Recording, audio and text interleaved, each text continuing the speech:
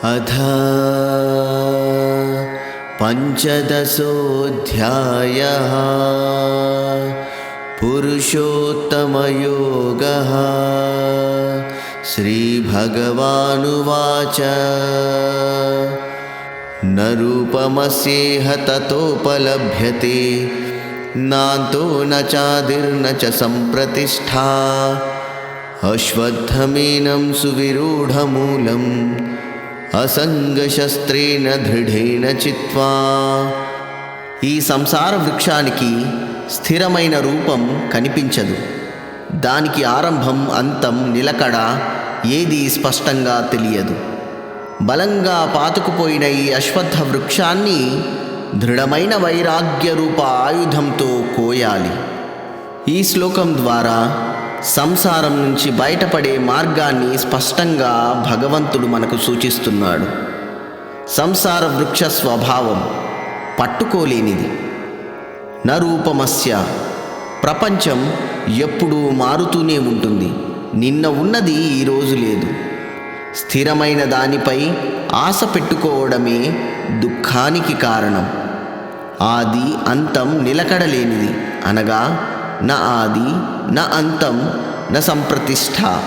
ఇది ఎప్పుడు మొదలైంది అనేది తెలియదు. ఇది ఎప్పుడు ముగుస్తుంది అనేది తెలియదు. అసలు దీనికి ఆధారమే లేదు. అశాశ్వతాన్ని శాశ్వతమని అనుకోవడమే అజ్ఞానం. సువిరూఢ మూలం, బలమైన మూలాలు. ఈ మూలాలు ఏమిటి? అజ్ఞానం, అహంకారం, కోరికలు, కర్మఫలాసక్తి. పై మార్పులు సరిపోవు. మూలాన్ని కోయాలి. అశంగ శస్త్రం అనగా వైరాగ్యమే ఆయుధం. శస్త్రం అంటే కోపం కాదు, త్యాగం కాదు, ప్రపంచం వదిలేయడము కాదు.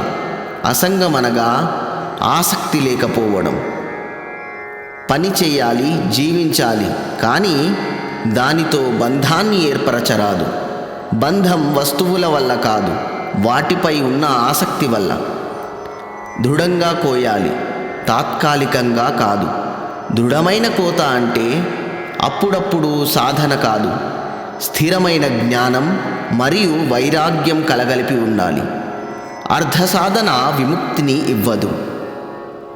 ఈ శ్లోకం ద్వారా భగవానుడు ఈ సంసారాన్ని అర్థం చేసుకోవడం సరిపోదు, దానిపై నీ ఆసక్తిని కోయాలి.